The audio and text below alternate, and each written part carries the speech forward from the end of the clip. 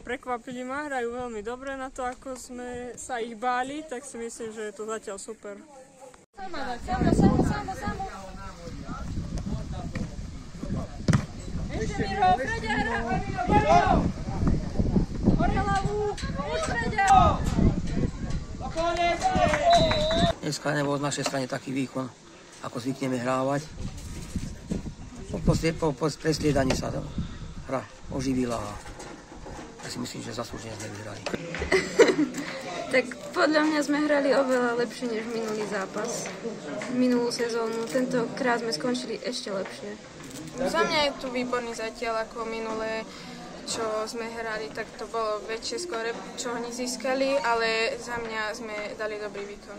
No, tak podľa mňa ten druhý polčas mohol trochu lepšie dopadnúť, kebyže si tam aj držíme tých hráčov a...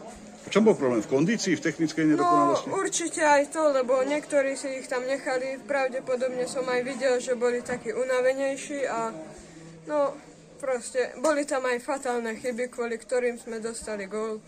No, ako to hodnotíš ty ako kapitán? Ja to hodnotím veľmi dobre. Hrali sme proti prvému týmu v lige, takže nemohli sme čakať podľa mňa lepší výsledok. Mohli sme to aj na remízu hrať, ale 3 góly to je veľmi dobré na nás. Zápas bol dobrý, chalani sa snažili, asi Želovčanom pomaly dochádzali sily, už zvýšil sa tlak a prišli aj tie góly. Šance tam boli, z lesenické strany až príliš veľa, ale to išlo hore, dole, všade okolo. Dobrý futbal, podľa mňa brankára musím vychváliť, lebo tam chytil 5-6 putoviek určite. Teší ma, že tieto deti aspoň tu máte, lebo slovenský futbal na obciach pomaly zaniká a hlavne mládež. Dochádzali sily, deti bojovali ako vedeli, vydreli si.